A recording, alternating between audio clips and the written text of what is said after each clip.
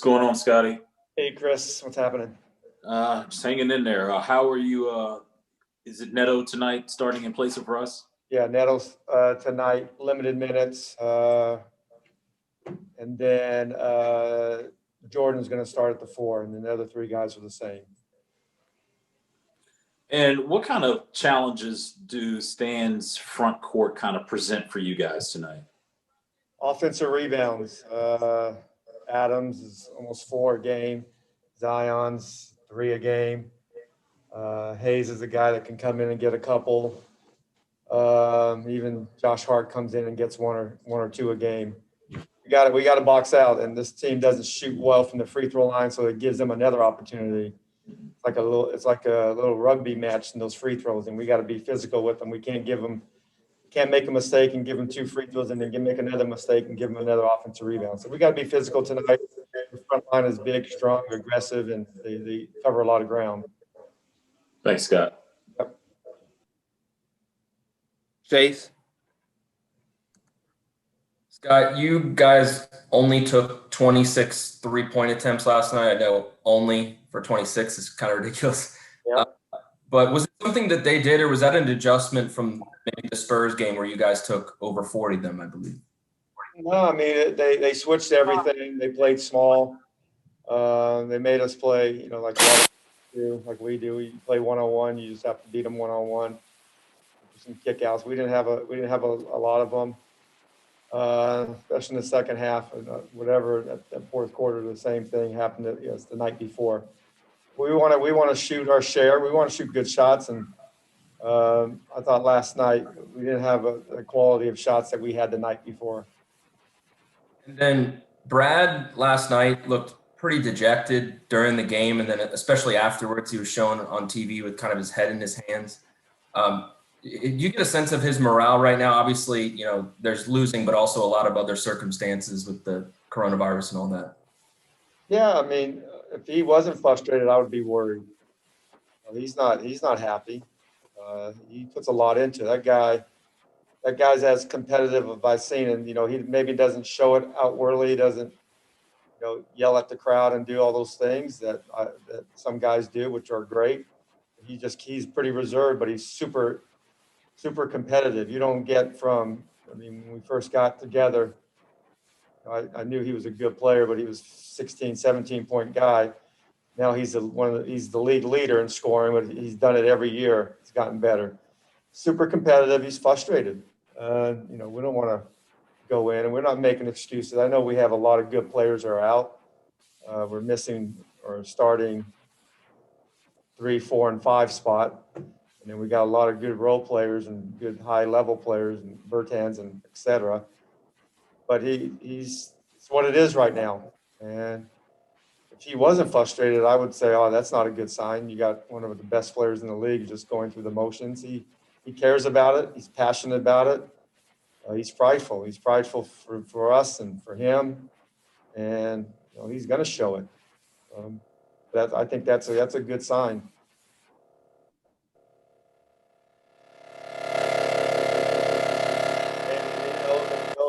He knows that he can play better the last 2 games. He had a lot of good looks. He's not going to miss a lot of those good looks often, but last couple of games, and partly as it probably he hasn't played a lot during the layoff, and probably got a little winded at the end. I need to do a better job of getting us organized and spreading out those minutes as best we can with what we have right now. But he wants to play better, like we all want everybody to play better, and we're putting a lot into it, and we're not getting rewarded with some wins.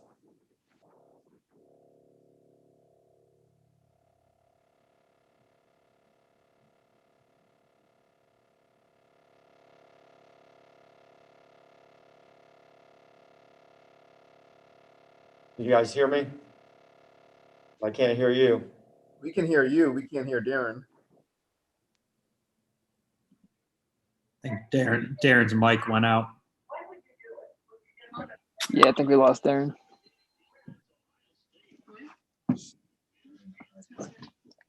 This is like our dream situation. Right? Sorry. Coach, if you don't mind, I'll throw one out while we're waiting. Curious how you've seen Zion Williamson change since last season, and if you've changed how you approach defending him. Yeah, we haven't, I haven't seen him in person, but we didn't, with the bubble or the season that happened last year, but he's really good, man. That guy, he's not just a great athlete, he's a great player, and he's going to continue to develop and improve on areas of his game where he can get improvement at. But his rebounding, his explosiveness, his second jump is higher than most guys' first jumps. Strong, he's athletic, he seems to be able to drive with his right hand much better this year. Terrific young player, or not even young player, he's just a terrific player that he's gonna be a handful for us tonight. We're gonna start Jordan Bell on him and give us a little more athleticism on him, and that's not gonna. I mean, we're gonna have trouble stopping him, but we're gonna try to do the best we can, and we're gonna show a lot of bodies at him. Can you guys hear me? Yes. Okay. Fred, go ahead. I'm Scott, just expanding on that.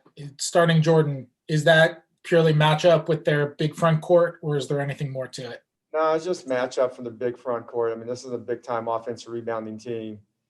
The way they rebound, after, like I said, they're not a great free throw shooting team, and that gives them another chance to get a putback or another offensive possession. We gotta be physical with this team, and I thought Anthony gave us good minutes last night. He didn't make a three, but he had a lot of good looks, and he played good defense, rebounded the ball. But we're gonna need him. We're gonna need everybody tonight. We have 10 bodies. Cash is gonna get opportunities, and how was limited minutes, so I have to be able to figure all that out. But Jerome's gonna be playing some point guard. Brad's gonna be playing some point guard. It's gonna be a game by committee like we've done the last two games, and I got to figure out some things how we can save some of the not only the physical gas but the mental gas in that fourth quarter. We need to be able to sustain what we do three quarters and finish it up. And Scott, you guys right now are seven games sub 500, and you're obviously missing a ton of your roster. What are the short-term organizational goals, given the fact that you're trying to turn around your season, but you also know you're missing so many consequential players? That's definitely it's a mental exercise. Sometimes it becomes exhausting, but the good news is that these guys have been working out. We got our last guy worked out today, and the other guys have been working out for 3 to 4 days now, and there's a good chance that we're going to see them very soon. So that's good. But there's also just looking at it that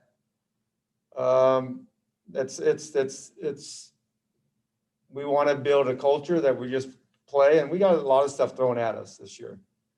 And I didn't think that. I mean, nobody can prepare for what has happened to us, but we've handled it. I think we've handled it pretty good, other than we haven't got what we need to get as wins.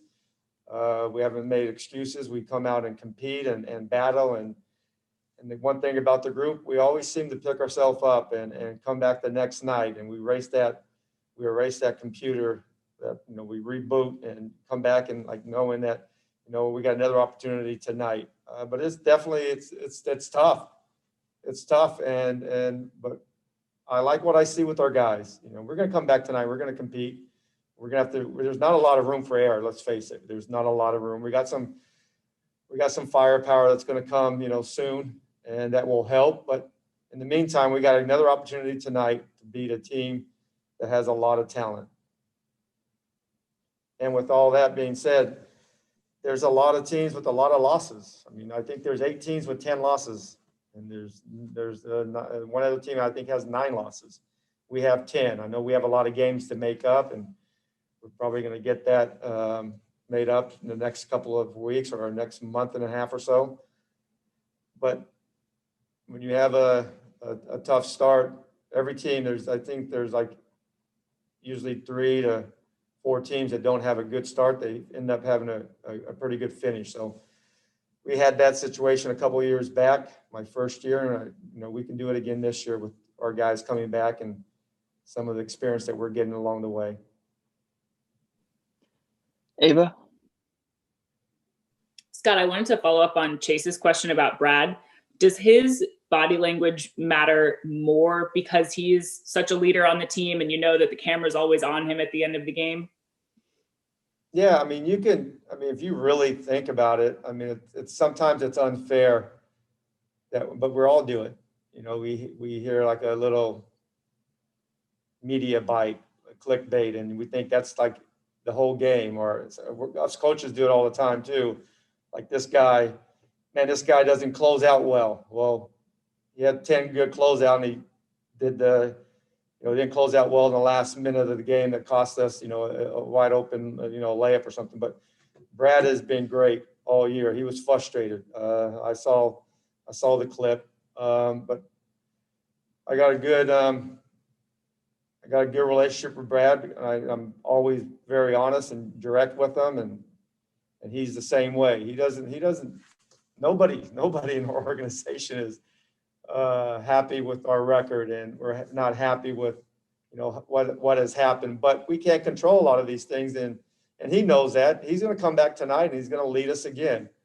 Like I said, I got to do a better job to organize it in that fourth quarter and get us into things and get better shots, but we can't turn the ball over either. And and he's hard on himself. One thing about Brad, he's hard on himself. That guy, I mean, for what he's been able to do, even for the start that we've had this year, he's still critical of himself. You can talk to him about his turnovers. He's not going to be happy. He knows he missed a bunch of bunnies last night that it could have, helped us. But that's what leaders do. That's what your best players need to do. And he's going to keep leading us. And during this tough time, you need guys that come in and show our younger players that no matter what, you've got to go out there and compete. They have to feel you during this game. And tonight gives us another good opportunity to do that. And on the note of rescheduling some of those postponed games, what's the communication like with you guys on the team side beyond obviously letting the league know when the arena is available? Yeah, I have no say in any of that. They just tell us we're going to make up a game. I think they've made up a couple of games now on the schedule, but I want to play. The more games that we can play, and with our guys coming back, I want games. We need games. We need to get in the rhythm. We need to get back to the NBA rhythm of playing, traveling, road games, home games, doesn't matter. We need to get going. We need to get back into an NBA rhythm. That's why I love what I've been seeing. Our coaches that are back, been working out all of our guys. And like I said, I haven't heard about the last guy today, but we've had a lot of good workouts, and they're going to be back pretty soon. All right, we'll finish up with Neil. Hey, Scott, obviously with the games you guys have to make up, you guys are going to have more back-to-backs than what you already had. You have 2 more in the next month than you originally had. Do you see any scenario where Russell plays in a back-to-back, or is that pretty much he's not going to play in back-to-backs this year? No, I mean, I think it's going to be circumstances. I think there's a chance. There's a chance. I thought before the season there was going to be some opportunities maybe later on. But I wouldn't rule it out.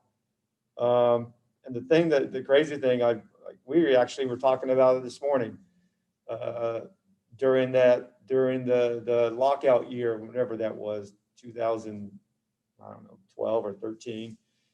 It's when we had like back-to-back games and 5 and 6, and we kind of thrived in that because we had all these great athletes and young, and we wanted games, and we wanted possessions, and we wanted to play fast, and Russell was amazing with back-to-back games, and I wouldn't be surprised that he plays in some later down the road. And also the good news tonight is, I mean, Brad's really good in back-to-back, so that's another good thing. looking forward to how I'm looking forward to all of us respond. I know that fourth quarter put a bad taste in all of our mouths, and we got a chance to come back, and it's a bounce back ability is what makes good teams or good. And we have a chance to be a good bounce back team, and we have a good chance to be a team that hasn't had a good start to bounce back and have a good finish. All right, appreciate you, Coach. I'll see you guys.